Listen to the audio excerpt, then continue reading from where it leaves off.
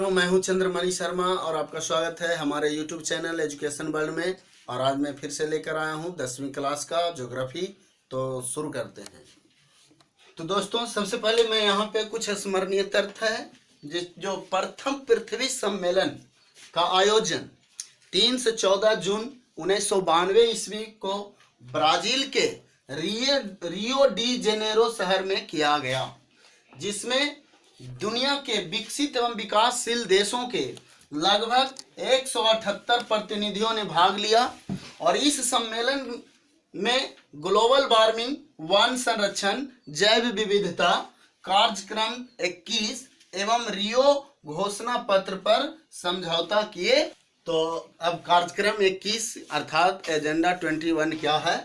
तो संयुक्त राष्ट्र संघ द्वारा ये संयुक्त राष्ट्र पर्यावरण और विकास के तत्वाधान में रियो डी जेनेरो सम्मेलन में दुनिया के सभी राष्ट्राध्यक्षों द्वारा स्वीकृत 800 पृष्ठीय एक घोषणा पत्र है, जिसमें सतत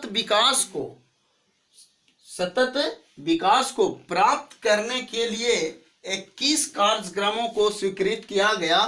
इस एजेंडा 21 को गठित करने हेतु सभी देशों को निर्देश दिए गए तथा इस पर होने वाले खर्च के वहन हेतु एक विश्व पर्यावरण कोष की स्थापना की गई है।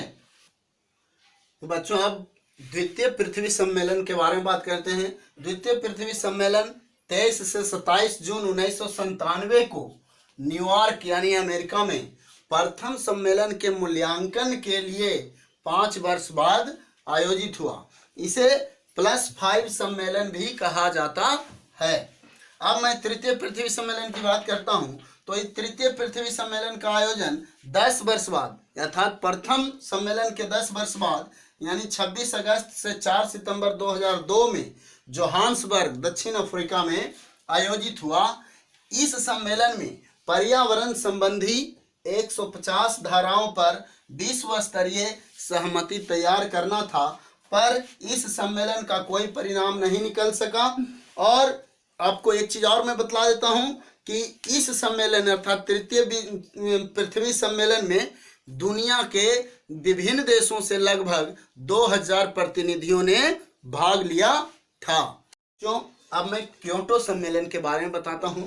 आपको पता होनी चाहिए कि क्योटो सम्मेलन दिसंबर 1997 में पृथ्वी को ग्लोबल वार्मिंग से बचाने के लिए जापान के क्योटो शहर में आयोजित हुआ था, जिसमें दुनिया के 159 देशों ने भाग लिया था।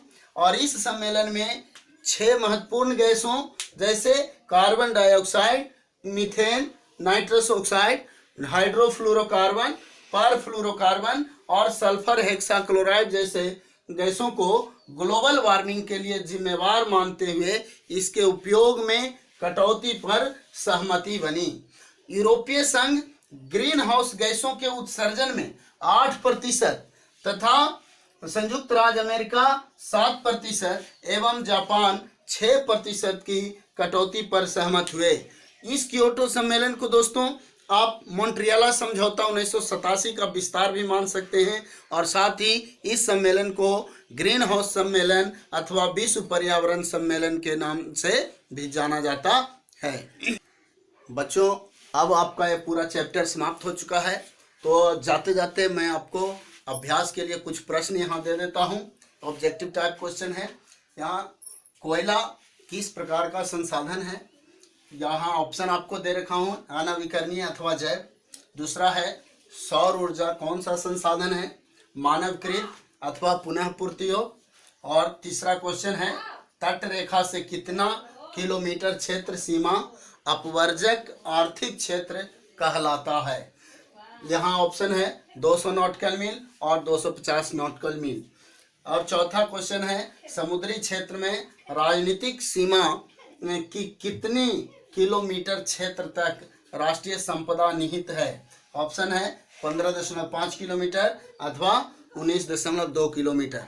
तो दोस्तों, अगर हमारा वीडियो आपको पसंद आया हो तो इसका जवाब कमेंट सेक्शन में जरूर देना प्रश्नों का। और लाइक, शेयर, कमेंट और सब्सक्राइब करना, साथ ही बेल आइकन को दबाना नहीं भूलें। धन्यवाद।